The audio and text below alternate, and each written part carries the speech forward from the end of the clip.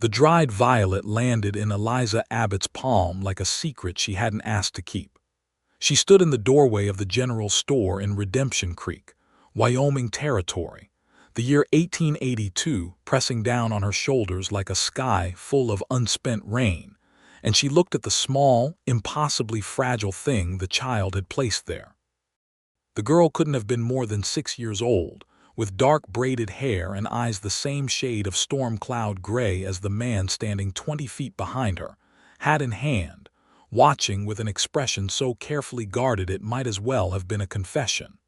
The child said it again, her voice clear as a bell struck in an empty church. "Mama left seeds. And you can have these." The words broke something open in Eliza's chest, something she had sealed shut with 2 years of hard traveling and harder forgetting. She could not breathe. She could not speak. She could only stare at the violet, its petals pressed thin as paper, its color faded to a bruised purple, and feel the full weight of what it meant that a motherless little girl had decided, on her own, with the logic of a heart that had never been taught to hide itself, that this woman standing in a doorway was worthy of what her mother had left behind. "Pearl," the man said from behind her, his voice low and urgent and threaded with something that sounded dangerously close to panic. "Pearl, come back here." The girl turned to look at her father. Then she looked back at Eliza. She nodded once, with the grave certainty of someone who had made up her mind long before anyone else had caught up, and she ran back across the dusty street, her small boots kicking up little clouds that the October wind carried away like promises. Eli Yates caught his daughter by the shoulders when she reached him. He looked up over her head at Eliza. The distance between them was 20 feet of packed Wyoming dirt, and it might as well have been the whole of the frontier, every mile of it full of secrets he had not told her, and a past she had not yet shown him. His jaw was tight. His knuckles were white around the brim of his hat. He looked like a man who had just watched something irreversible happen, and was still deciding whether to run from it or walk toward it. Eliza closed her fingers around the dried violet. She did not let go. It had started 43 days earlier, in a place called Holt's Crossing, Nebraska, where everything Eliza Abbott had built in the previous 2 years came apart in a single afternoon. She had arrived in Holt's Crossing in the spring of 1880 with $14, a carpet bag, and a reference letter from a schoolteacher in St. Louis, who had taken pity on her after she'd spent 3 nights sleeping in a church vestibule. The town had needed a seamstress. Eliza had needed a town. It had seemed like a fair arrangement, and for a while it had been. She was 26 when she came to Holt's Crossing and 28 when she left it in disgrace, which was the word the women of the Ladies' Auxiliary had used when they came to her shop in a delegation, led by the mayor's wife, to inform her that her services were no longer required, and that she had precisely 24 hours to collect her belongings before the shop was relet to someone more suitable. The betrayal had a name, though Eliza had not spoken it aloud since the day it happened.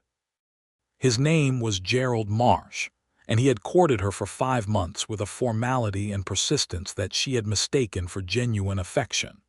What he had actually been doing was positioning himself to steal the $52 investment she had carefully built up in fabric and thread, and the small inventory of imported buttons that were her pride.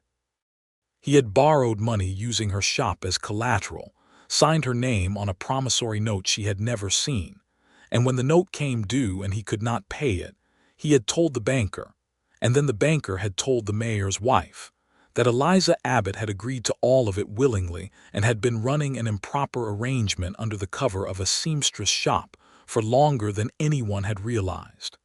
It was a lie. It was the kind of lie that stuck, the way mud sticks to a white skirt, permanent and visible and impossible to fully explain away no matter how thoroughly you scrubbed.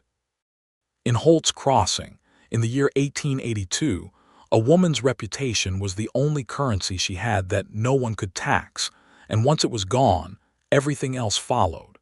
She left on a Wednesday. She had $11 left. She had a carpet bag and a letter she had spent 3 hours writing and then burned in the stove without sending, because there was no one to send it to who could have done anything useful with the things it contained. She spent the next 2 weeks on a succession of stage lines, moving west because that was the direction the stage was going when she climbed aboard in her desperation, and west felt like a direction that might have room for a woman who needed to start over from absolute nothing.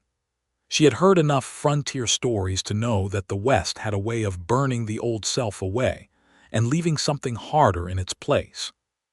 She had not known, when she boarded that first stage, how much of herself would need to burn. She arrived in Redemption Creek, Wyoming Territory on the 1st of September, 1882, on a Tuesday that smelled like pine resin and cold coming weather. The town was larger than she had expected.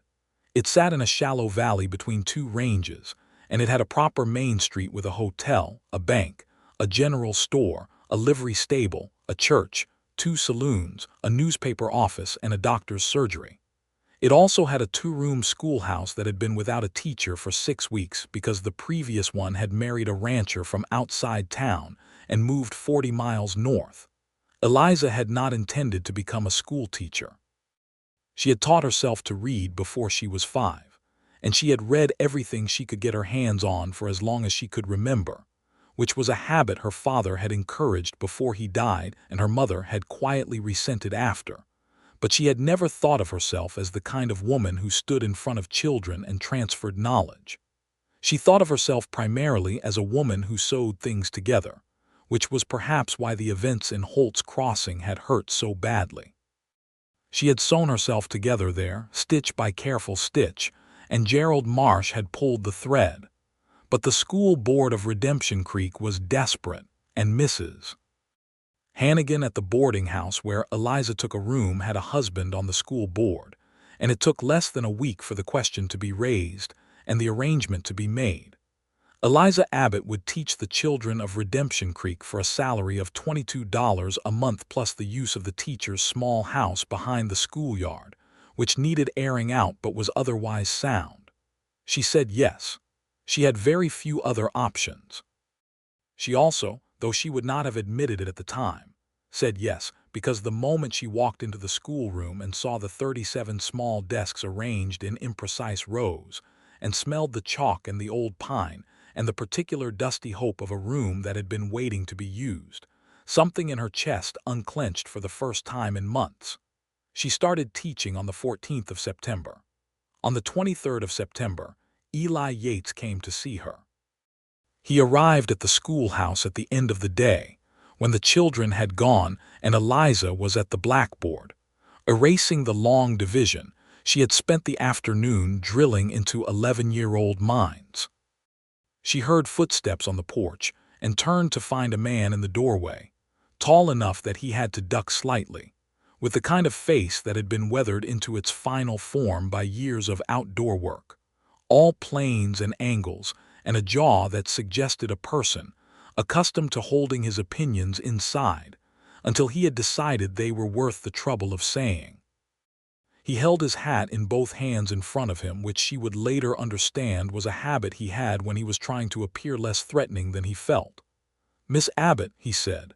"That is correct," she said, and put the chalk down. "My name is Eli Yates. I run the Yates Ranch out on the North Fork. I've got a daughter, Pearl. She's 6. She was supposed to start school 3 weeks ago, but he stopped." He turned his hat once in his hands. "She hasn't wanted to come." "Why not?" Eliza asked. He looked at her with those gray eyes, and she had the distinct impression that he was calculating how much truth to offer and whether the recipient could be trusted with it. "Her mother passed in February," he said. "Pearl hasn't been herself since. She doesn't want to leave the ranch mostly. She doesn't want to be around people she doesn't know." Eliza set down her eraser. She thought about what it meant to not want to be around people you didn't know, and to have no choice in the matter, and to have to go out into the world anyway because the world was not in the habit of waiting for grief to finish. "Bring her tomorrow," she said. "I will make sure there is a seat that she likes." He looked at her for a moment longer than was strictly necessary. Then he nodded, put his hat back on, and left. Pearl Yates appeared the following morning clutching her father's hand so hard that his knuckles were white, and she sat at the desk nearest the window with the expression of someone waiting for something terrible to happen. Eliza did not make a fuss over her. She did not call particular attention to her in any way. She simply taught the morning's lesson, which happened to be about seeds and how things grow, a subject she had planned before Pearl arrived and that now took on, in the small space of the schoolroom, a significance she had not anticipated.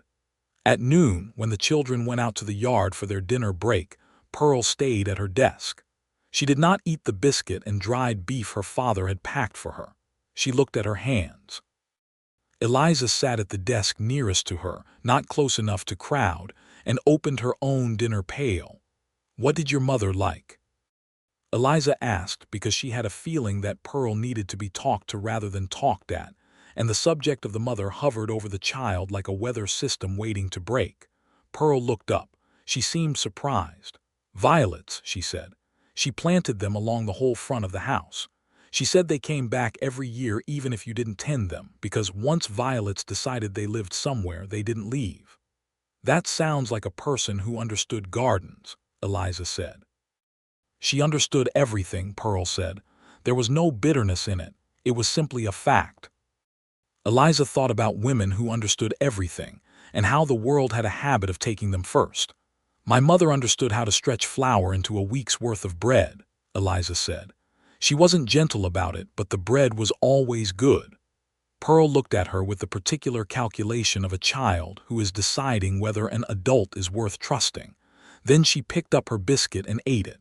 She came back the next day without being dragged. Over the following 2 weeks, a pattern established itself that Eliza had not planned and could not have predicted. Eli Yates brought Pearl to school every morning on his way to whatever the ranch demanded that day, and he collected her every afternoon when he could, or sent his ranch hand, an older Mexican man named Tomás who had been with the ranch since before Pearl was born, to collect her when he could not. But on the days Eli came himself, he had a habit of arriving a few minutes early, and those few minutes had a way of extending. It started with questions about Pearl, which was reasonable. He wanted to know how she was settling in, whether she was eating her dinner, whether any of the other children were giving her trouble. Eliza answered these questions honestly, and Pearl was settling in well, and she was eating, and the other children had mostly accepted her with the easy adaptability of children who had not yet learned to be as complicated about outsiders as their parents were. But the questions shifted, gradually and without ceremony, from being about Pearl to being about other things.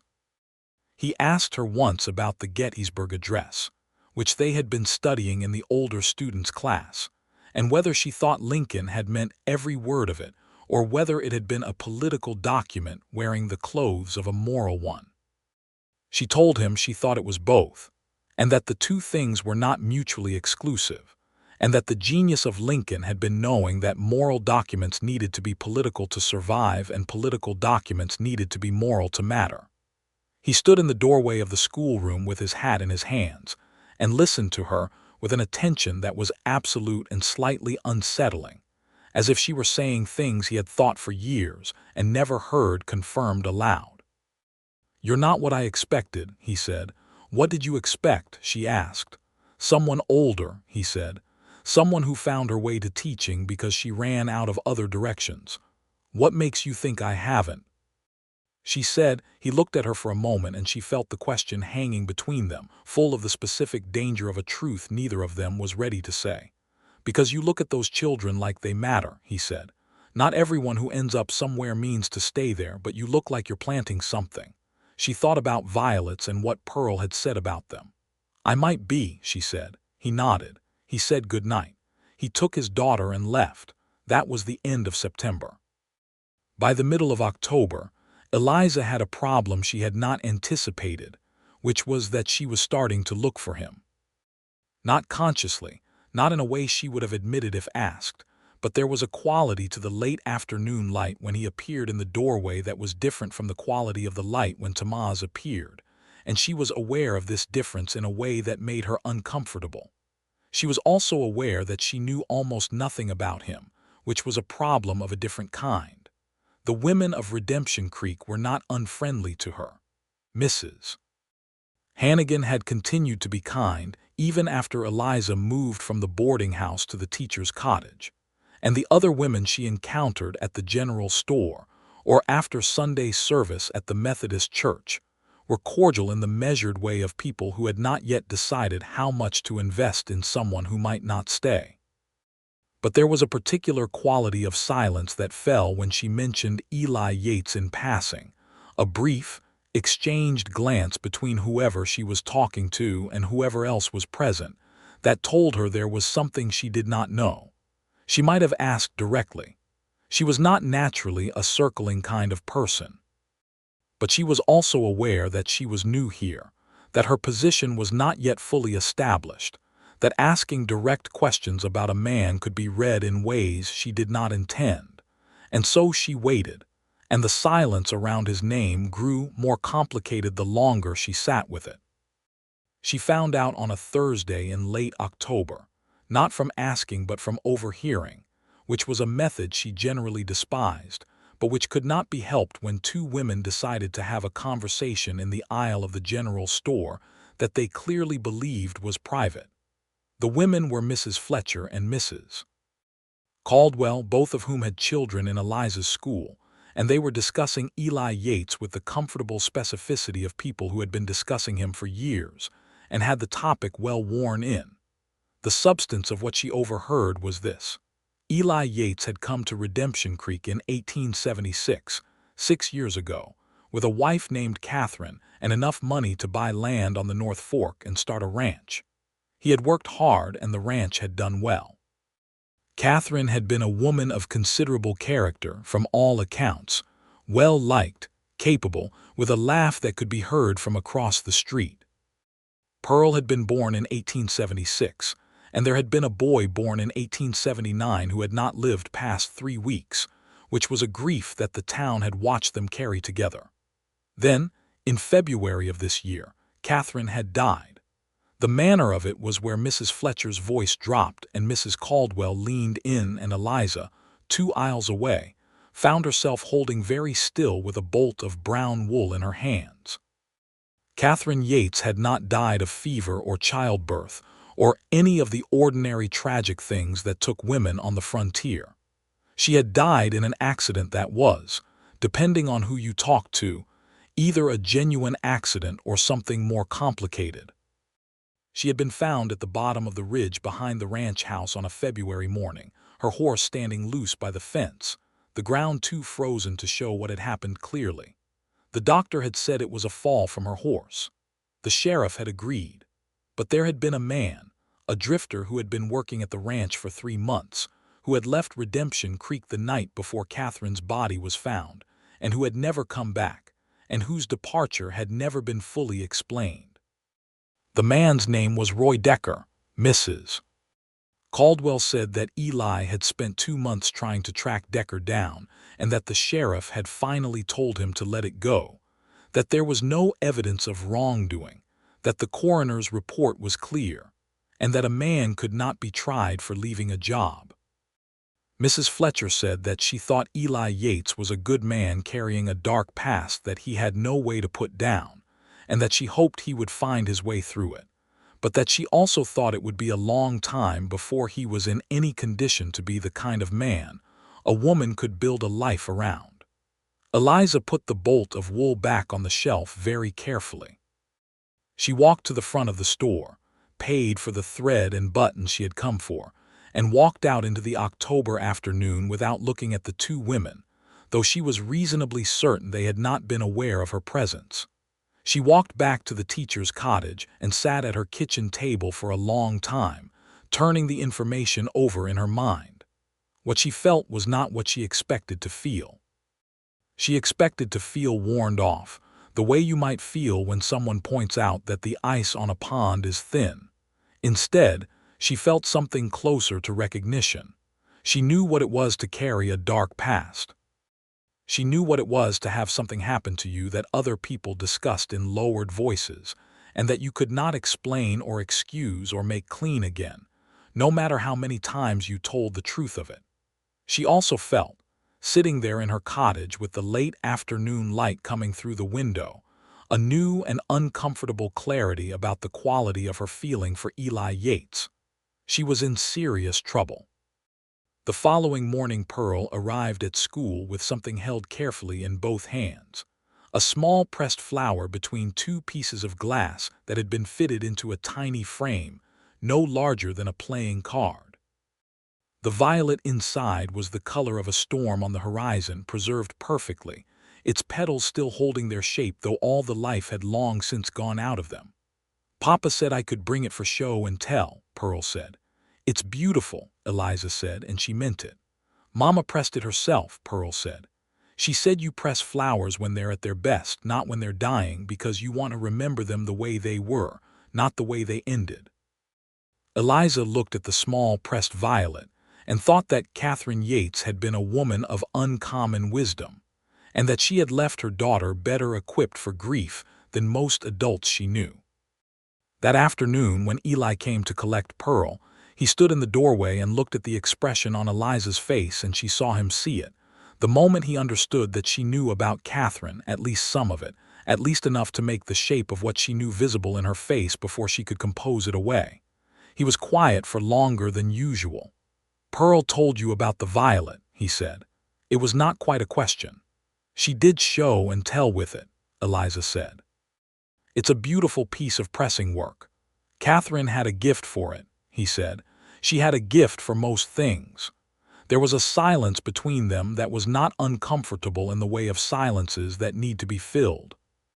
It was uncomfortable in the way of silences that contain too much to say and no language adequate to saying it. "I heard something," Eliza said, because she was not a circling kind of person and the circumference of this particular circle had gotten too wide. "In the store. I wasn't eavesdropping on purpose. About Roy Decker." He went very still, the kind of still that a person gets when they are controlling a large and dangerous thing inside themselves with a great deal of effort. "What about him?" "He said, they said he left the night before they found Catherine. They said you tried to find him." "I did," he said. "I didn't." She waited.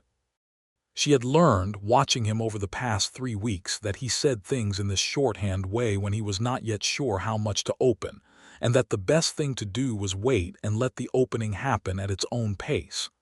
"I tracked him as far as Cheyenne," he said. "He'd been there, that much was clear. Then he vanished. He had connections I didn't have, men who would lie for him.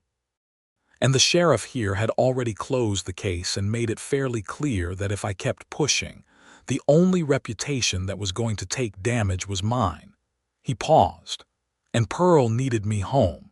She was 5 years old and her mother was gone, and she needed her father not to disappear into a vendetta." "So you came home," Eliza said. "I came home," he said.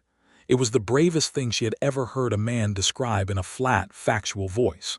She thought about what it cost a person to choose the living over the dead. She thought about Gerald Marsh and how she had spent 6 months wishing she could make him face what he had done, and how that wish had eaten more of her than the original wound had.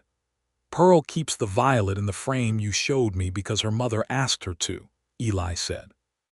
The morning before he stopped, he tried again. The morning before Catherine died, she and Pearl planted seeds together in the front garden, violet seeds. She told Pearl to water them when the spring came. Pearl did. They came up in May. Eliza thought of the things people leave behind when they go: seeds in the ground, pressed flowers in glass, a daughter with gray eyes and a certainty about strangers that she had inherited from somewhere. "Mr. Yates," she said. "Eli," he said. "Eli," she said, and the word felt significant in her mouth in a way that names did not usually feel. "I think Pearl is one of the most extraordinary people I have ever taught." Something shifted in his face. The controlled thing behind his eyes moved, not disappeared, but moved like a door that has been pushed open an inch. "She takes after her mother," he said. "She takes after someone," Eliza said, and she let that sit. He looked at her for a moment longer. Then he called Pearl from the yard and they left, and Eliza stood in the doorway and watched them walk toward where he had left his horse, Pearl's hand in his, their silhouettes going small against the wide October sky. She was in very serious trouble indeed. The town of Redemption Creek had, in addition to its various establishments, a harvest social at the end of October that was one of its principal communal events. The social was held in the church hall, and it involved music and dancing and the kind of food that only got made for public occasions, and attendance was more or less mandatory for anyone who wanted to be considered a full member of the community rather than a passing visitor. Eliza had been planning to attend in her capacity as schoolteacher, which was a public role that made her attendance expected. She had not been planning to attend as herself, which was a private matter she kept carefully separate. 3 days before the social, Pearl arrived at school with a note from Eli, written in a hand that was precise and slightly formal, the handwriting of a man who had taught himself to write carefully because he had not had the luxury of being taught carelessly. The note asked if Miss Abbott would be willing to sit with the Yates at dinner at the social, as Pearl had specifically requested this arrangement and was prepared to advocate for it at considerable length if necessary. She read the note twice. She folded it once. She wrote back a single sentence. She would be pleased to sit with them, and Pearl should know that no advocacy on her part was required, though she appreciated the enthusiasm. Pearl, when she got the reply that afternoon, looked satisfied in exactly the way Eli had looked when he described Catherine understanding everything. It was the same expression. Eliza found this both alarming and completely irresistible. The social was on a Friday evening, and Eliza wore her best dress, which was the dark green wool she had made herself in Holt's Crossing before everything went wrong, fitted precisely because she had fitted it herself and knew every inch of how it should sit.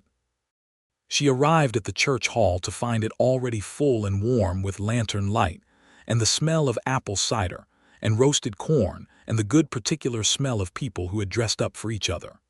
She found the Yates at a table near the back. Pearl was wearing a dark blue dress with white trim, and had flowers in her hair, small dried violets worked into her braids, which made Eliza stop where she stood for just a moment. Eli stood when he saw her coming, which was a courtesy she had not expected, and which cost her approximately 30 seconds of composed equilibrium that she had to reconstruct quickly. "Miss Abbott," he said. "Eli," she said. Pearl reached across the table and grabbed her hand as she sat, pulling her down into the seat next to her, with a proprietary firmness that made the man across from them make a sound that might have been a suppressed laugh. The evening passed in a way that Eliza would have had difficulty describing accurately afterward if pressed. There was food, which was excellent, and there was music from a fiddle player and a man with a squeeze box, and there was dancing that she did not participate in but watched with pleasure, and there was Pearl, who fell asleep against Eliza's arm sometime around 9 o'clock with the complete trustingness of a child who has decided, without negotiation, that a person is safe. She was aware, very precisely aware, of how close Eli was sitting to her on the other side of the table, and of the fact that the conversation between them had moved, over the course of the evening, through the practical, the ranch, the school, the coming winter, and into something more personal that neither of them was quite naming. He told her about coming west in 1876, how he had come with almost nothing and a plan, and a wife who had believed the plan was possible, which had mattered more than the plan itself. He told her about the cattle business, and how the winters in Wyoming had a way of clarifying priorities. He asked her about where she had come from, and she told him about St. Louis, about her father who had been a printer, and had believed that printed words were the most powerful things in the world, about the schooling she had gotten by reading every book that came through his shop. She did not tell him about Holt's Crossing. Not yet. The lie of omission sat in her chest like a stone, but the evening was warm and Pearl was asleep on her arm, and she was not ready to put anything into it that might change its quality. What she did tell him was true, that she had come to Redemption Creek because she needed a place that would take her without too many prior conditions, and that the schoolroom had given her something she had not expected to find, which was a reason to stay. "And do you," he asked, "want to stay?" The question was direct enough that it could not be answered with a deflection, and they both knew it. "I think I might," she said. He looked at her across the sleeping head of his daughter, and the lantern light made everything between them warm and full of the kind of promise that is more frightening than any threat because it has something real to lose. "I'm glad," he said, simple, unadorned. The most dangerous kind of statement. She made herself look away before the moment could become something she could not manage. She looked at the dancers, at the fiddle player, at the old man in the corner who was eating pie with the focus of a person for whom pie had become a spiritual experience. She thought, "I have to tell him about Holt's Crossing. I have to tell him before this goes further. Because if he hears it from someone else, from a passing traveler, from a letter, from any of the 100 ways that secrets travel across the frontier like weather systems moving east, and he hears it after trusting her, it will be the same shape of betrayal that she had experienced herself, and she will not do that to him." She thought, not tonight. She thought, soon. Soon turned out to be sooner than she planned. The morning after the social, a Saturday, Eliza was in the general store purchasing the week's provisions when she became aware of a man at the counter who was asking about the schoolteacher in Redemption Creek. He was a traveler, broad-shouldered, with the dusty look of someone 3 days off the trail, and his asking was casual in the way of something that was trying to appear more casual than it was. She stayed where she was, half hidden behind a shelf of canned goods, and she listened. The man was asking about a woman named Eliza Abbott.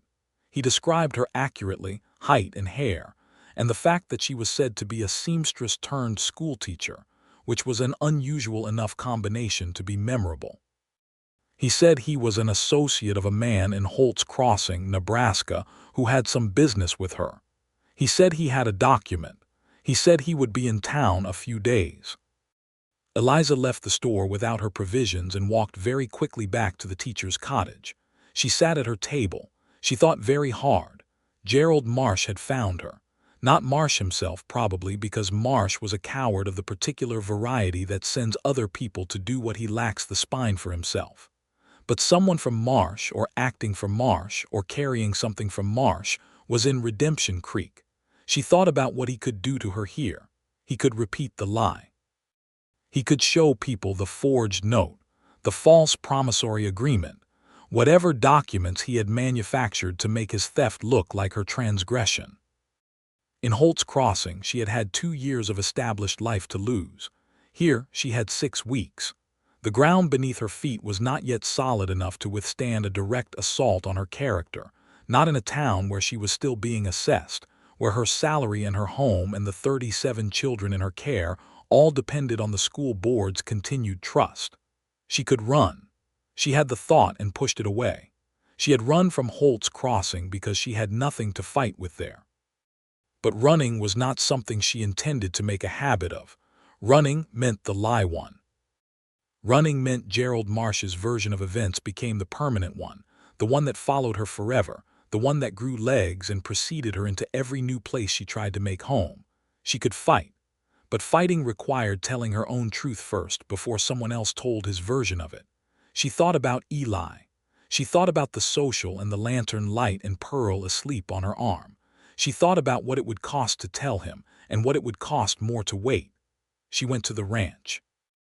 It was a 2-mile walk north on the track that followed the fork of the creek, and she walked it at a pace that did not allow for second thoughts. The Yates ranch was exactly what she had imagined. A long, solid house with a porch facing south, a big barn, fenced corrals, and along the entire front of the house, exactly as Pearl had described, a garden bed where the violet stems, brown and cut back for winter, would come up purple in the spring. Eli was in the corral when she arrived, working with a young horse on a long lunge line. He saw her when she was still 30 yards off, and the expression on his face went through 3 distinct phases: surprise, and then something warmer that he managed before it became visible, and then concern because she was walking toward him with the particular forward momentum of someone who has made up their mind about something difficult. He handed the lunge line to Tamaz and came to the fence. "Eliza," he said, "I need to tell you something," she said, "before someone else does." He opened the gate and led her to the porch. Pearl, she saw, was inside the house somewhere. He did not call her. He sat down in one of the two porch chairs and she sat in the other, and she told him everything. She told him about Holt's crossing from the beginning, about arriving with nothing and building the shop, about the 5 months with Gerald Marsh, and how she had trusted a man who had been studying her the way a hunter studies a deer before a shot, calculating the distance and the angle and the wind. She told him about the forged note and the lie, and about the women coming to her shop in a delegation, and about leaving on a Wednesday with $11. She told him she had heard nothing of Marsh since, but that a man was in town asking for her, and she suspected he was carrying whatever documentation Marsh had fabricated to make the lie seem real. She kept her voice steady throughout. She had spent 2 years being ashamed of this story, and she had decided, walking up the North Fork track, that she was not going to tell it with shame in her voice, because it was not a shameful story. It was the story of a woman who had trusted someone unworthy and been punished for it, which was one of the oldest stories in the world and no reflection on the woman. When she finished, Eli sat for a moment without speaking. The horse in the corral moved and the wind came off the mountains with the smell of cold in it. "This man in town," he said. "You know his name." "I did not catch it," she said. "Describe him," he said. She described the man from the general store. Eli's jaw tightened in a way she recognized from the conversation about Roy Decker, the controlled thing behind his eyes doing its work. "What will this man do?" he asked.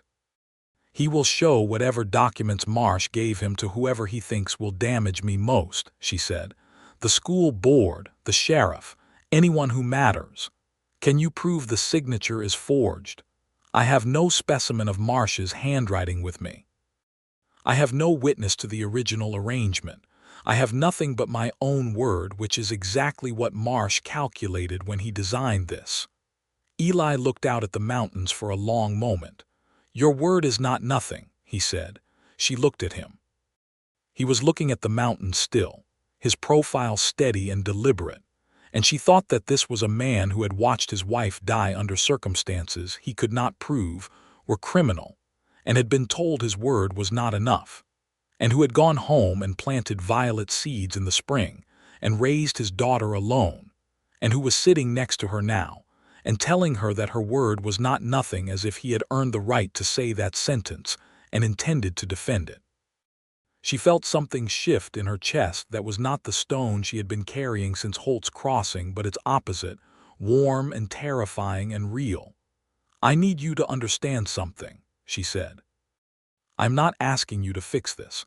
I am telling you because you deserve to know the full truth of who I am." Before she stopped, she tried again. "Before this becomes something it appears to be becoming." He turned to look at her then, and there was nothing careful in his expression now, nothing calculated. He looked at her with the full force of a man who has been waiting for exactly this kind of frankness for long enough that receiving it is almost overwhelming. "I understand," he said. "And," she said. "And nothing has changed," he said. "Except that I know more of you than I did an hour ago, and what I know makes me think that you are the most honestly spoken person I have met in a long time." She looked at him. She thought about the porch and the mountains and the dead violet stems in the garden and the warm, dangerous thing in her chest. "It might become a problem," she said. "For you, your business, your reputation, if this man makes noise." "Let him make noise," Eli said, and his voice had an edge in it that was not anger but something older and more considered than anger. "I know something about noise being made to obscure a truth, and I know how to stand in front of it." Pearl came out onto the porch then, pushing through the screen door with both hands, and she looked at her father and at Eliza sitting in the 2 chairs, and she seemed neither surprised nor alarmed, merely satisfied in the way of a person who has been expecting a particular event and finds it has finally arrived. "Are you staying for dinner?" Pearl asked Eliza. Eliza looked at Eli. "If you will have me," she said. "We'll have you," he said, and the words had a double weight that neither of them pretended not to hear. They ate dinner at the long table in the kitchen, the 3 of them, and Pearl talked about the harvest social, and the way the fiddle player had crossed his eyes when he played very fast, which she found both impressive and alarming. And Tamaz came in from the barn and ate with them as he apparently did every night, and there was a simplicity to the evening that felt like something Eliza had not known she was hungry for. After dinner, Pearl showed her the violets. Not the pressed one in the frame, which was kept carefully on a shelf in Pearl's room, but the garden out front. The bare winter-cut stems where the seeds Catherine had planted were sleeping in the ground, waiting for spring. "They'll come back," Pearl said. "They always come back." "I know," Eliza said. On the walk back to the teacher's cottage in the dark, with a lantern Eli had insisted on lending her, she thought about the man in the general store and what he carried. She thought about Gerald Marsh and the particular kind of man who builds his life on someone else's ruin. She thought about Eli saying that her word was not nothing and meaning it. The man from Holt's Crossing was named Sam Pryor, and he found Eliza on Monday morning, before school, waiting for her at the gate of the schoolyard with a leather satchel and the careful expression of a man delivering something unpleasant that he has convinced himself is not his fault. He introduced himself. He produced, from the satchel, a copy of the promissory note with what purported to be her signature, and a letter from Gerald Marsh to a recipient he declined to name, outlining the nature of the alleged impropriety in Holt's Crossing. He was there, he said, because Marsh had heard that she was now employed as a schoolteacher, and he felt it was his civic duty to ensure that the parents of her students were properly informed. Eliza looked at the documents. She looked at her own supposed signature, which was close but not right, the A of Abbott slightly more closed than she made it, the loops of the L slightly too round. "Mr. Pryor," she said, "I am going to give you until noon today to leave Redemption Creek." He blinked. He said that she did not understand her situation. He said that he had already arranged to meet with the school board chairman at 2 o'clock that afternoon. He said that it would go better for her if she cooperated. "I suggest," she said, "that you take your documents and your 2 o'clock meeting and reconsider whether a man like Gerald Marsh is worth the kind of legal exposure that accompanies the distribution of a forged signature." She said it with a calm she had manufactured in the small hours of the Sunday night, lying in her cottage bed, rehearsing this conversation. She had thought about what Eli had said about noise obscuring truth. She had decided that the best counter to a man who trafficked in falsehoods was to be so completely and publicly truthful that the false version could not gain purchase. She turned and walked into the schoolroom. She rang the bell for the start of school. She taught the morning exactly as she would have taught any morning. At noon, she found Eli's horse tied to the post outside the schoolyard. He was standing near the gate with Sam Pryor, who looked considerably less comfortable than he had at 8 in the morning. Tamaz was standing 20 feet away near the horse with the particular relaxed attention of a man who is not doing anything at all and could not be accused of anything, but who is very definitely present. She walked toward them. Eli saw her coming, and she could see from his expression that he had been waiting for her. "Miss Abbott," Pryor said when she reached them. His voice had changed. "I believe there may have been some misunderstanding about the nature of this situation." "There was no misunderstanding," she said. "You came here with forged documents on behalf of a man who stole from me, and then manufactured a story to explain why I could not collect what he owed." "Mr. Yates has been explaining some things," Pryor said. She looked at Eli.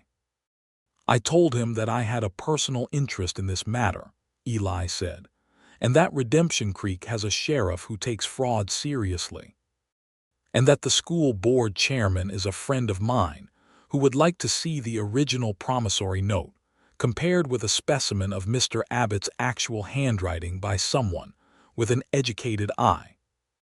I also told him," Eli continued, "that Roy Decker had been seen in the vicinity of Laramie recently, and that anyone found to be associating with Roy Decker in connection with any kind of fraudulent enterprise in Wyoming Territory was likely to find themselves in a complicated legal position very quickly." This last part made no logical connection to Sam Pryor that Eliza could work out, but the name Roy Decker made Pryor's face go a color it had not previously been, which told her something about the connections between these men that she had not known before and which she filed away for later. Sam Pryor left Redemption Creek that afternoon.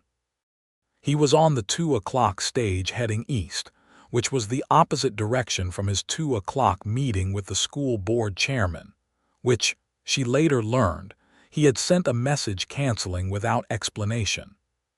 She stood outside the stagecoach office and watched the stage pull away, and she felt something leave with it that she had been carrying in her shoulders for 2 years, a weight so familiar she had stopped noticing it until its absence made her suddenly, unexpectedly, lighter. Eli was standing beside her. "Roy Decker," she said. "Did you actually see him near Laramie?" "I got a letter 3 weeks ago from a man I know in Laramie," he said. Decker had been through there. That part was true. "And the connection to Pryor?" "A guess," he said, "but it landed." She turned to look at him. He was looking at the direction the stage had gone, a small, controlled satisfaction in his expression. "You were not just making a personal interest argument on my behalf," she said. "You were telling a man who was connected to Roy Decker that you knew where Decker was." "I was informing him," Eli said, "that certain people who wish to remain anonymous had better reconsider their activities in this town." She thought about this. She thought about the way he had deployed that information with a precision that suggested he had been waiting for the right moment to use it for months, turning it over in his mind the way she turned a difficult piece of fabric, looking for the angle. "You have been carrying this," she said. "The Decker thing. You have been carrying it this whole time." "Of course I have," he said. He turned to look at her then, and his voice when he spoke was not flat anymore. It was full of something she had not heard in it before, something cracked open and visible. "I could not prove what happened to Catherine. I could not make it right, but I could wait. I have been very patient about waiting." She looked at him for a long moment. She thought about patience and what it required of a person, the discipline of it, the loneliness of it. "And now," she said. "Now," he said, and the word was slow and considered, "I think I have been patient about some other things long enough as well." The silence between them was the kind that asks a question and waits. "Eli," she said. "Eliza," he said, and her name in his mouth was different from the way other people said it, deliberate and careful, like something he was choosing to hold. "I am standing in Redemption Creek, Wyoming Territory," she said, "with nothing to my name but a teacher's cottage and 37 students and a green dress I made myself, and the strong suspicion that I have been falling toward you since the day you ducked through the doorway of that schoolroom." He looked at her with the full, unguarded force of a man who is not calculating anything anymore. "I'm not asking you for anything tonight," he said. "I just want you to know that I am going to ask you for something when the time is right, and I want to know if that is going to be a conversation you are willing to have." She thought about violets that came back every year whether you tended them or not, because once they decided they lived somewhere, they didn't leave. "That," she said, "is going to be a conversation I am very willing to have." They walked back to the schoolyard together, not touching, because they were in the main street of Redemption Creek at 2:30 in the afternoon, and neither of them was careless, but walking with a closeness that anyone watching would have understood. The following weeks had a different quality to them. It was not that anything changed dramatically in the visible structure of their days. He still brought Pearl to school. He still collected her in the afternoons. The conversations in the schoolroom doorway still happened, still ran longer than they had any official reason to. But there was a new dimension to all of it, an awareness that was not uncomfortable but clarifying, the way the air is clearer after a storm. Pearl was aware of it in the way that children are aware of emotional weather in the adults around them. She did not say anything directly, but she began producing situations with the transparent ingenuity of a 6-year-old who has an agenda. She asked Eliza to come to the ranch to see the colt that had been born in October.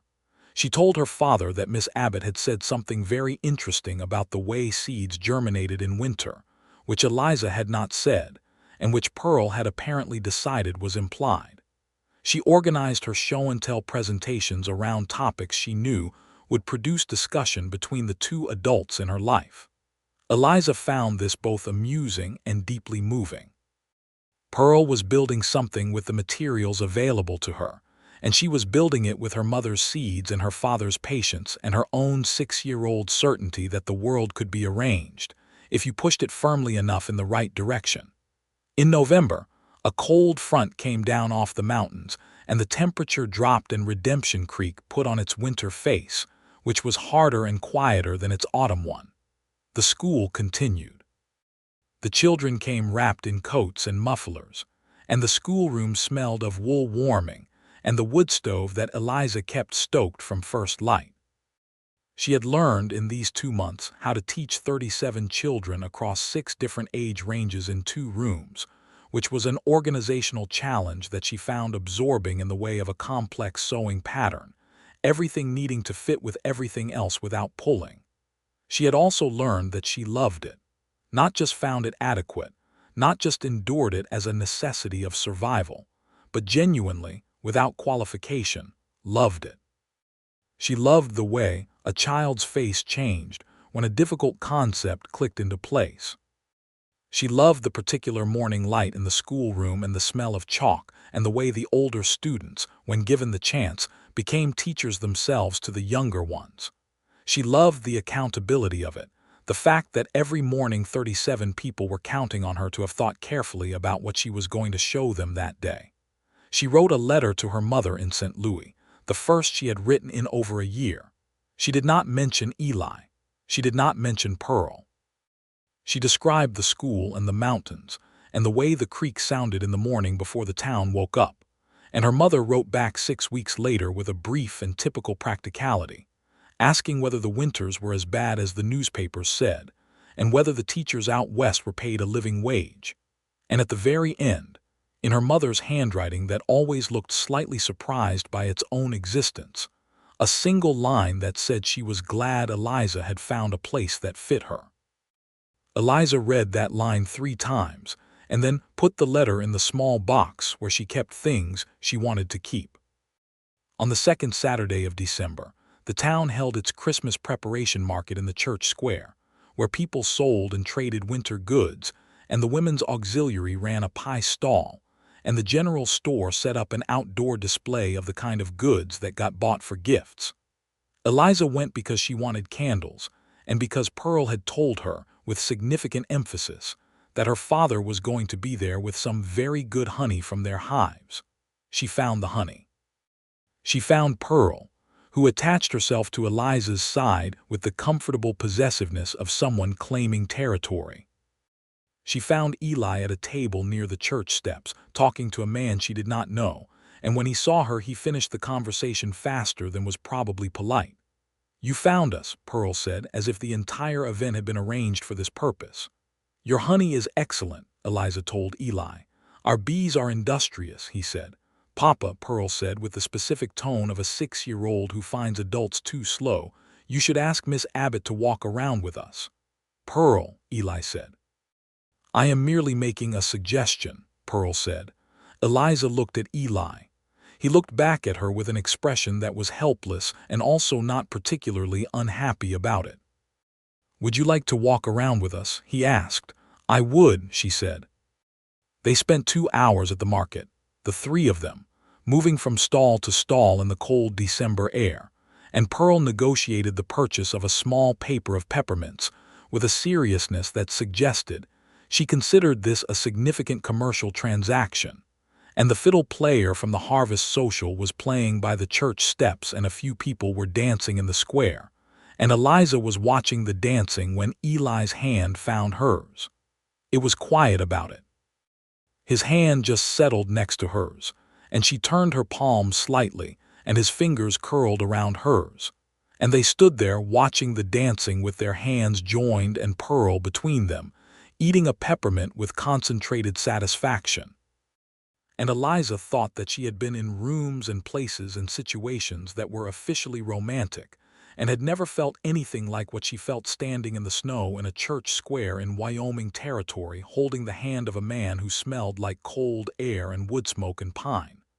"Eliza," he said, quietly under the music. "Yes," she said.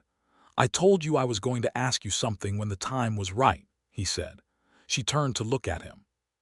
His face was very close and she could see everything in it, the care and the uncertainty and the thing behind his eyes that had been moving and was now fully open. "I know what the ask is going to be," she said. "Before you ask it, I want you to know that the answer is yes." He looked at her for a moment with something that was not quite disbelief and not quite relief, and was mostly the expression of a man who has been carrying something very heavy for a very long time and has just been told he can put it down. "I was going to ask if you would come to the ranch for Christmas dinner," he said. She laughed. She had not laughed like that, genuine and unguarded and completely herself, in a very long time. "Yes to that as well," she said. Pearl looked up at both of them. She had the expression of someone who has been conducting a long campaign and has just received news that it has succeeded. "Good," Pearl said, and went back to her peppermint. He did ask her eventually what she had thought the question was, and she told him, and he looked at her with that open, unguarded expression and said that he was glad the answer was yes to both, because one was going to lead to the other at a pace that he hoped was not too slow for her. It was not too slow. Christmas came and she spent it at the ranch, and it was the first Christmas in 3 years that she had spent with people who were glad to have her, and the day had a warmth to it that was not only the wood stove. Pearl had made her a present, which was a drawing of the schoolroom done in considerable detail, with all 37 desks represented, and a figure at the front that Pearl identified as Miss Abbott, and which Eliza put in the box where she kept things she wanted to keep. Eli gave her a small book, a collection of poetry that he had ordered from the Cheyenne bookseller months before, which meant he had ordered it sometime in October, before Sam Pryor and before the conversation on the porch, before a great many things, which meant he had been thinking about giving her something before she knew she wanted to receive it, and this undid her in a way she had not expected. She gave him a pair of leather work gloves she had stitched herself from the best quality leather she could find at the general store, with a very small violet worked into the cuff of each one in dark thread, and she gave Pearl a new pencil case with her name embroidered on the outside, and inside it a full set of colored pencils that had cost approximately a quarter of her monthly salary, and that she had not regretted for 1 second. Pearl looked at the pencil case for a long time. Then she looked at Eliza. "These are from you," she said, in a voice that was not quite her ordinary voice. "They are," Eliza said. Pearl put the pencil case very carefully on the table. Then she got down from her chair and walked around to where Eliza was sitting and put her arms around her waist and her face against her shoulder, and she held on for a very long time, and Eliza held her back, and Eli watched from across the table with his hands wrapped around a coffee cup, and his eyes full of something she had not seen in them before, and hoped never to see them without again. It was January when he proposed. February would have been the anniversary of Catherine's death, and she had wondered, privately, whether he would wait for that to pass or whether he would need to put something living in place before it arrived. He was a man who understood seasons. He proposed on the porch of the ranch house, on a January evening when the cold was absolute, and the stars were the kind that only existed at altitude, layered and brilliant, and so numerous they were almost loud. Pearl was inside asleep. They had been sitting on the porch after dinner, which had become a regular thing, wrapped in blankets, with coffee that had gone cold, talking about everything and nothing with the ease of people who have stopped performing for each other and arrived somewhere more real. He said, "I want you to be here, not just for dinner, not just on Saturday, here with me, with Pearl. I want to build something with you that lasts the way violets last, something that comes back because it decided to, not because someone keeps dragging it back. I want to marry you, Eliza Abbott." She looked at the stars. She thought about $14 and a carpetbag and the stage heading west. She thought about 37 small desks and the smell of chalk. She thought about a dried violet pressed between glass and the daughter who carried it like scripture. Yes, she said, it did not need more than that. He turned to her on the porch, and when he kissed her it was careful and certain and warm in the cold night air, and she put her hand against his face and felt the roughness of his jaw and the warmth of his skin and thought, this is the place. This is the place where the roots go. They were married in the Redemption Creek Methodist Church on the 14th of March, 1883, which was also the day the first violets came up in the front garden of the ranch house, which was not something either of them had planned but which felt, nevertheless, ordained. The ceremony was attended by the whole of Redemption Creek and a number of people from neighboring ranches and settlements, which told Eliza something about how Eli was regarded by the people who knew him. Mrs. Hannigan cried. Tamaz wore his best jacket and stood near the back with his hat held at his chest. The school board chairman shook Eliza's hand with a vigor that suggested he was very pleased with how the Eliza Abbott situation had resolved itself. Pearl stood next to her father at the front and wore the violets in her hair, fresh ones this time, cut from the garden that morning, and she held Eliza's hand during the vows with a grip that was completely steadying. Reverend Marsh, who was not related to Gerald Marsh, who was a small, kind man with an excellent speaking voice, read from a passage about love that endures, and Eliza listened to the words and thought about how love on the frontier was not a delicate thing, not a drawing-room thing. It was a working thing, a getting up before dawn thing, a building something out of nothing thing, and that was the only kind she had ever been capable of anyway. When Eli put the ring on her finger, a simple gold band he had ordered from a jeweler in Cheyenne, his hands were not quite steady, and she loved him for that. For the fact that this large, careful, patient man was not quite steady when it mattered. I do, she said, and she meant every word with her whole self. They rode back to the ranch in the late afternoon light, the three of them, Eliza on the mare that was now hers, Eli beside her, Pearl between them on her small pony that she managed with a competence that still struck Eliza as remarkable for a 6-year-old. The mountains were golden with the last of the afternoon, and the creek was running again after the winter's freeze, and the ranch house waited at the end of the track with smoke coming from the chimney where Tamaz had gone ahead to start the stove.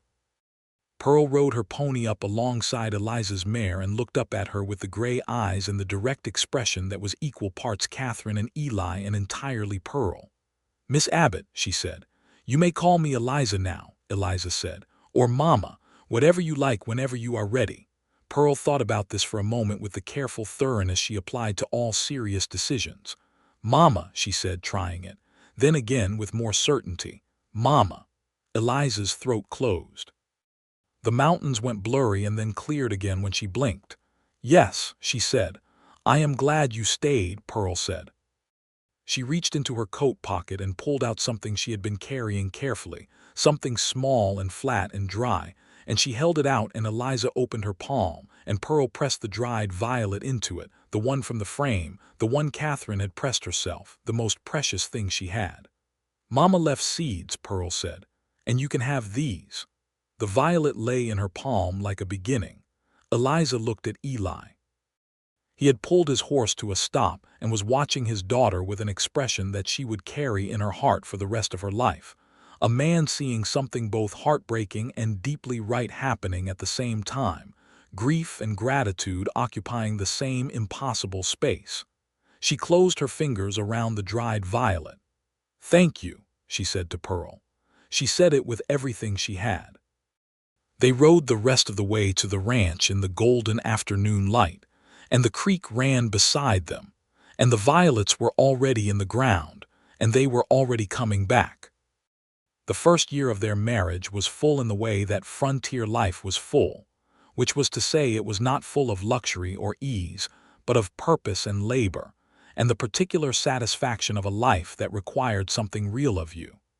Eliza continued teaching through the spring and into the summer, and the school board, encouraged by the enrollment numbers and the observable fact that her students were learning, extended her contract enthusiastically. She made the teacher's cottage available to the school board to hire a second teacher for the fall, because the enrollment had grown past what one person could manage well, and she moved her life fully to the ranch on the North Fork. The ranch was everything she had known it would be from the outside. It was demanding and seasonal and occasionally brutal in the way of things that depend on weather and animals and the fundamental uncertainty of the land. It was also, beneath all of that, a place of deep order and intention, built by a man who had come here with a plan and a belief, and had maintained both through the kind of circumstances that destroyed lesser plans and weaker beliefs. She learned to make butter. She learned to preserve the garden vegetables through the summer for winter use. She learned the rhythms of cattle work, when the seasonal demands fell and what they required, what Tamaz knew that was not in any book and how to listen to it. She taught Pearl to read in both English and the basic French she herself had learned from a Belgian woman in St. Louis, and Pearl approached both with the methodical enthusiasm of someone who views knowledge as a practical resource. In September of 1883, 6 months after the wedding, Eliza understood that she was carrying a child. She told Eli on a Sunday morning in the kitchen, while he was drinking his first coffee of the day with the particular silence of a man who has not yet fully arrived in the world. She sat across from him and said it plainly because she was still not a circling kind of person. He put down the coffee cup, he looked at her across the table, and then he put his face in his hands for a moment, not in distress. She understood that immediately, but in the way of someone who is feeling something too large for the ordinary posture of a face. When he looked up, his eyes were bright. "Are you well?" he said. "Very well," she said. He reached across the table and took both her hands and held them with the careful strength that was the particular nature of his tenderness. Never forceful, never possessive, just utterly present. Pearl appeared in the kitchen doorway, still in her nightgown, her braids loose from sleep, and looked at the two of them holding hands across the breakfast table with an expression of alert attention. "What?" she said. Eli looked at Eliza. "You may tell her," she said. He looked at his daughter. "You are going to have a brother or a sister," he said. "In the spring." Pearl stood very still for a moment. Then she came across the kitchen and climbed onto her chair and looked at Eliza with an earnestness that was almost formal. "I will teach them about the violets," Pearl said. "I know you will," Eliza said. Pearl nodded once, as if this settled something important. Then she reached for the bread basket with the purposeful energy of a child for whom the morning's emotional business has been efficiently concluded, and it is now time for breakfast. Eli caught Eliza's eye across the table. His expression was the unguarded one, the one she had first seen on the porch on the night she told him about Holt's Crossing, and he told her that her word was not nothing. The one that was not calculating or controlled or carrying anything. The one that was just him, fully present, fully here. She felt the dried violet, now pressed and framed and hanging on the wall of their bedroom, alongside a small watercolor Pearl had made of the ranch house, and she felt Catherine's garden outside the front of the house, where the seeds slept through the winter and came up every spring without being asked, and she felt the weight of the gold band on her finger, and she thought about all the things that endured and came back and decided to stay. The winter of 1883 into 1884 was long but not cruel. Eliza taught through the fall and handed her class over to the new teacher, a young man named Mr. Fields from Ohio, who was earnest and well-read and slightly terrified of the frontier, in November.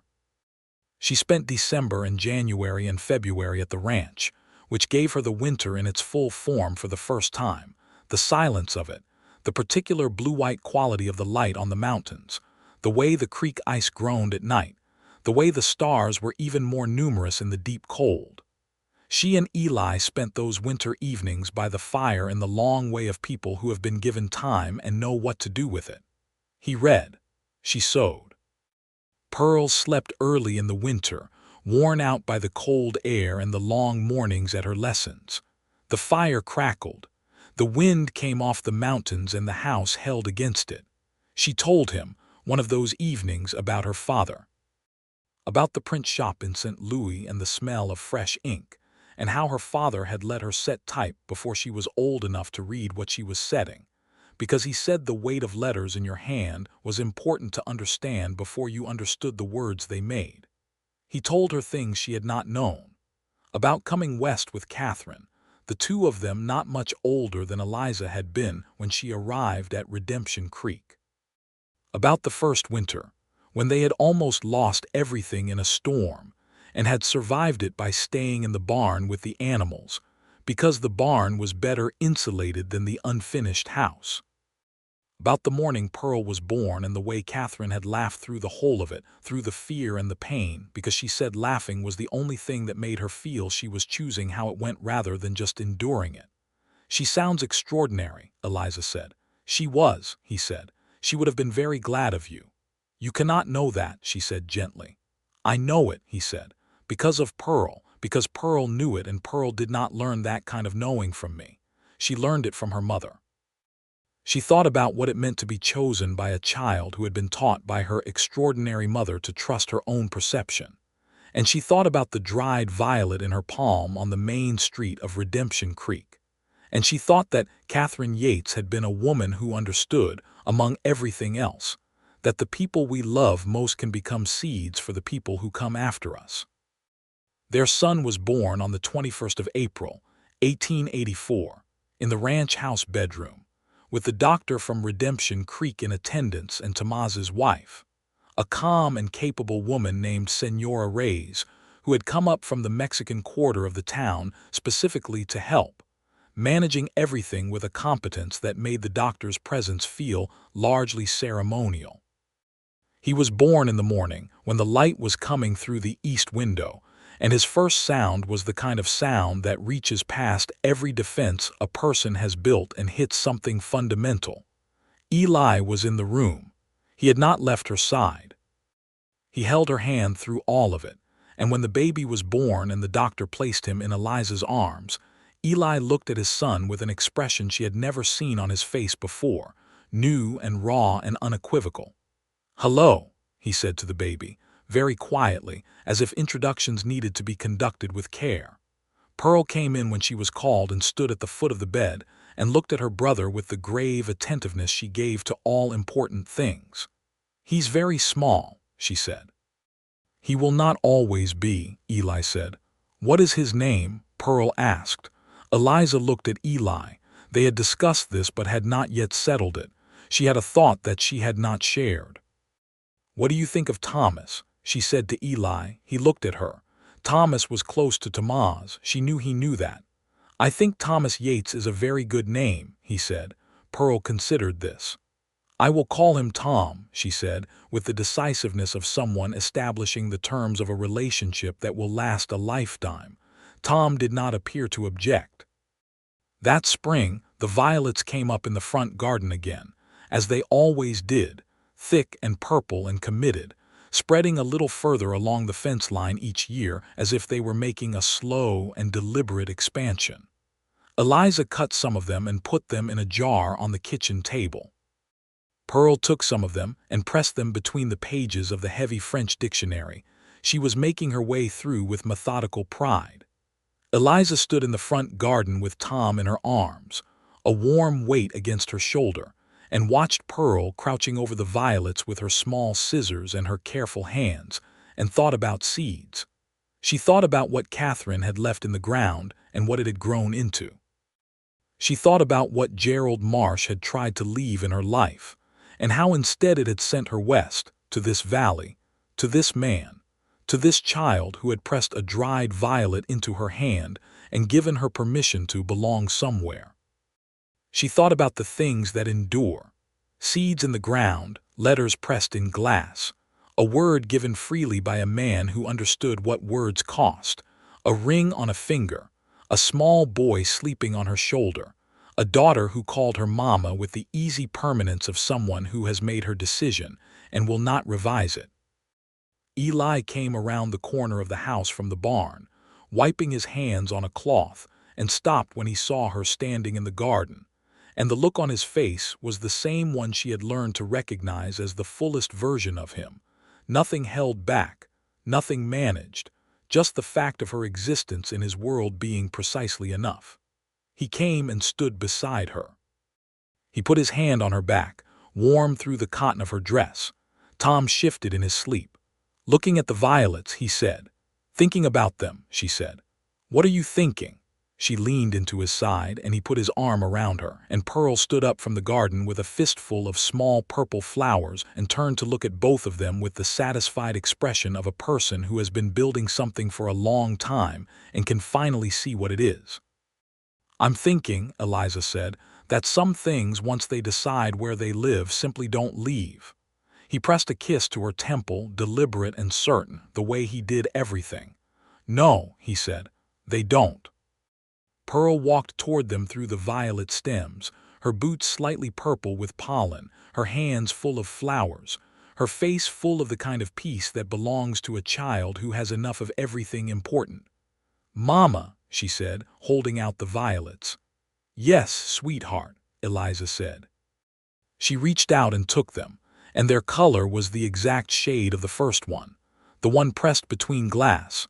The one Catherine had grown and Pearl had kept and given away with both hands, the most extraordinary act of generosity she had ever witnessed from someone so young. She held the flowers and looked at her family in the April light, the mountains behind them still holding a little snow, the creek running loud with snowmelt, the ranch house solid and warm in theirs, and she felt what she had been looking for since she climbed aboard a westbound stage with $11 and a burned letter and a self that needed rebuilding. She felt, without reservation or hidden condition, completely and irrevocably home. The years that followed were good years. Not without difficulty, because no life on the frontier was without difficulty. A dry summer in 1885 that made the cattle work harder than usual. A winter in 1887 that was brutal enough to test every structure they had built and required Eli and Tamaz to be out in conditions that Eliza spent 3 days trying not to think too carefully about. There was a scarlet fever outbreak in 1886 that went through the school and the town and frightened every parent in Redemption Creek, and Pearl and Tom both caught it and recovered. But the weeks of it were the hardest she had endured since Holt's Crossing, sitting at bedsides and managing the particular terror of watching children fight something invisible with nothing but their own small bodies. There was also joy in abundance. Pearl grew into a girl of uncommon intelligence and an opinion on virtually everything, who at 10 years old was outpacing the school curriculum, and at 12 was corresponding with the Territorial Education Board about the availability of secondary schooling for frontier children. A correspondence that eventually resulted in her being given a scholarship to a proper school in Cheyenne at age 14, which she received with the same grave satisfaction she had brought to every important thing in her life, and which cost Eliza 3 separate sessions of crying, the last of which happened on the station platform in Redemption Creek as the train pulled away, at which point Eli put his arm around her and said nothing, because he understood that nothing was what was needed. Tom grew into a boy who was astonishingly like his father in physical form, the same height arriving early, the same gray eyes, but with a cheerfulness and verbal expressiveness that were entirely his own, talking from the moment he could form words in a continuous stream of observation and question and editorial that kept the ranch house perpetually filled with sound in a way that Eliza, who had spent so much of her life in the silence of survival, found endlessly nourishing. In 1888, a second son arrived, which they named James after Eliza's father, who had pressed letters into her hands before she knew what they meant. And James turned out to be a quiet, deliberate child who watched everything with enormous dark eyes, and who, at 3 years old, was already spending long periods crouched in the violet garden in the same posture Pearl had used, absorbing something from the plants that Eliza chose to believe was a form of inheritance. Eli's health was good. His cattle business had grown enough by 1887 that he had bought an additional section of land on the east side of the North Fork, and employed 2 more ranch hands. His reputation in Redemption Creek and the surrounding territory was the kind that accumulated through years of reliable conduct and fair dealing, and men came to him for advice on ranching matters with a frequency that he found slightly embarrassing, and that Eliza found completely unsurprising. He was, she thought, watching him one evening across the dinner table where Pearl was home for the summer, and Tom was arguing with her about whether a horse could count, and James was eating his bread with the focused concentration of a future scholar. Exactly the man she had seen in the first unguarded moment on the porch when she told him about Holt's Crossing, and he told her that her word was not nothing. He had not changed. He had simply become more fully himself, the way things do when they are in the right place. The question of Roy Decker was resolved, finally, in 1886. A letter came from the sheriff's office in Laramie informing Eli that Roy Decker had been arrested in connection with a range of crimes that included fraud, assault, and the theft of cattle from 3 separate ranches. The letter was not specific about what connection, if any, Decker had to Catherine's death, because there was nothing prosecutable on that front, and the letter was not about that. But the Laramie sheriff wrote that Decker had made certain statements during questioning that were consistent with a pattern of behavior involving violence toward people he considered inconvenient, and that he was going to prison for a long time. Eli read the letter at the kitchen table. He read it twice. He folded it and put it in his pocket. He sat for a moment looking at his hands. Then he stood up and went out to the front garden and stood among Catherine's violets for a long time, alone, and Eliza watched from the kitchen window and let him have it, because some things were his to do privately and she knew the difference. When he came back inside, he looked lighter. Not happy in any simple sense, because the question of what had happened to Catherine would never be fully answered, and the weight of that would never fully disappear, but lighter in the way of a man who has put down a portion of what he was carrying, which was enough. He found her in the kitchen and he put his arms around her from behind, his chin on her shoulder, and he stood there for a moment saying nothing.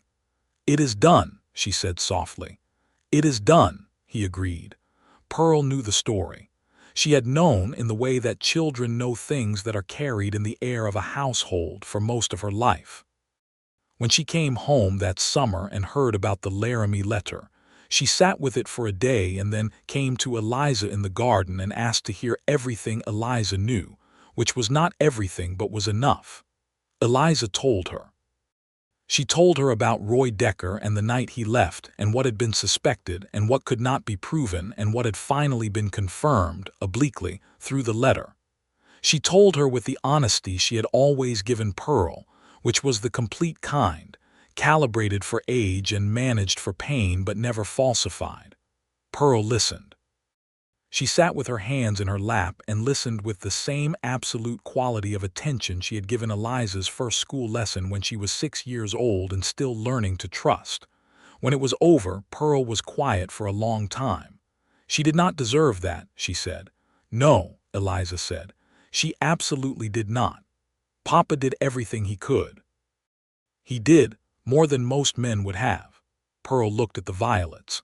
The violet garden had expanded significantly over the years, running now the full length of the front fence and partway along the side of the house, thick and wild and entirely its own thing, coming back every spring without any assistance.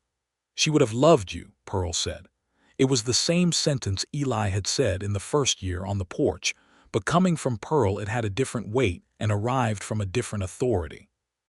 Pearl had known Catherine in a way Eli had not, from the inside, from the position of being her child, learning the world through her eyes first.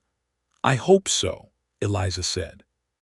I know so, Pearl said, and there it was again, that direct and unqualified certainty that was Pearl's essential gift, the one Catherine had given her. They sat in the violet garden until the evening came and Tom appeared at the door to tell them, at volume, that the dinner was ready, and had anyone considered that he had been sitting at the table for 7 minutes already. Life on the North Fork Ranch continued in its seasonal rhythms, and Eliza continued to teach for another 4 years after her marriage, returning to the schoolroom on a part-time arrangement that the school board had been delighted to accept, until James was old enough to spend his days with Senora Reyes, and she could manage the balance. She taught until 1890, when the school district had grown enough to require 3 full-time teachers, and she stepped back to a consulting role, advising the new teachers on curriculum and resources, and the particular requirements of teaching children who had come to school on horseback through a Wyoming winter. She never lost the love of it. She kept books everywhere in the ranch house, on every flat surface, in every room, and she read to her children and eventually to her grandchildren with the same pleasure she had found in her father's print shop, the weight of words, the specific gravity of sentences that said true things. Eli read more than any man she had ever known who had not been educated for it. He had taught himself by reading everything available, and had a mind that organized information with a precision that made him, in his quiet way, one of the most thoughtful people in the territory. They read the same books and argued about them across the dinner table with a vigor that their children understood, from a young age, was what love looked like when it was fully grown. On the evening of their 10th wedding anniversary, March 1893, they sat on the porch of the ranch house as they had sat on the porch in every season for 10 years, and the spring was coming early that year, and the violets had already started up at the base of the fence, brave and purple in the March cold. Eli had brought out a bottle of good whiskey that he had been keeping for the occasion and 2 glasses, and they sat with their blankets and the cold night air and the stars, and Pearl was in Cheyenne and Tom was 17 and out with friends and James was 9 years old and asleep inside, and it was just the 2 of them in the old porch evening way. 10 years, he said. 10 years, she agreed. He poured the whiskey and handed her a glass, and they sat with it, and she thought about the $14 and the carpetbag and the westbound stage and the dried violet in her palm. "I want to tell you something," she said. "Tell me," he said. "I have been happy," she said. "In this specific way that I do not think I was capable of before I came here. Not just content, not just managing. Happy in the way that means you would choose it all again, every single piece of it, including the difficult parts." He looked at her with the open expression, the unguarded one. "The Holtz Crossing part," he said. "Even that," she said, "because without it I would not have been on that stage. Without that stage, I would not have walked into Redemption Creek with nothing and been desperate enough to say yes to teaching school. And without teaching school," he said, "I would not have had a reason to walk through a schoolroom doorway." "Exactly," she said. "I want to tell you something as well," he said. She waited because that was what you did, and the waiting was never long. "I told you once that your word was not nothing," he said. "I have thought about that conversation many times since, because what I meant and did not have the words for at the time was that you yourself were not nothing, that everything you were, had built and carried and lost and rebuilt, none of it was nothing. All of it was the thing that made you capable of standing in a doorway with a dried violet in your hand and understanding what Pearl was giving you." She felt her throat close and open. "Eli," she said. "I love you," he said. It was very simple and very complete. He said it the same way he said everything that mattered, without ornamentation, directly and without reserve. "I love you," she said back, in exactly the same way. The violets were coming up along the fence in the dark below the porch, barely visible, more known than seen, persistent and decided, and belonging entirely to this place they had chosen. The creek ran on the North Fork through the night and would run there in the morning and the spring after and the spring after that. The mountains held their snow until May and then let it go into the valley to feed everything that grew there. The ranch house stood solid and warm and full of books and children, and the particular smell of coffee and wood smoke and the outdoors carried in on work clothes, and all of it was theirs, built together, tended together, lasting in the way that things last when they have decided to stay.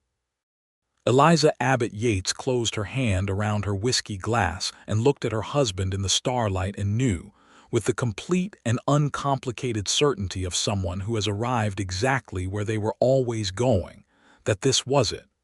This was the seed that had grown. This was the thing that would come back. Every spring, without fail, no matter the winter preceding it, the violets came up along the front fence of the Yates Ranch on the North Fork in Redemption Creek, Wyoming Territory. They were purple in the early light. They smelled of earth and growing things and the persistent will of something that has decided, once and for all and with no intention of reconsidering, where it lives.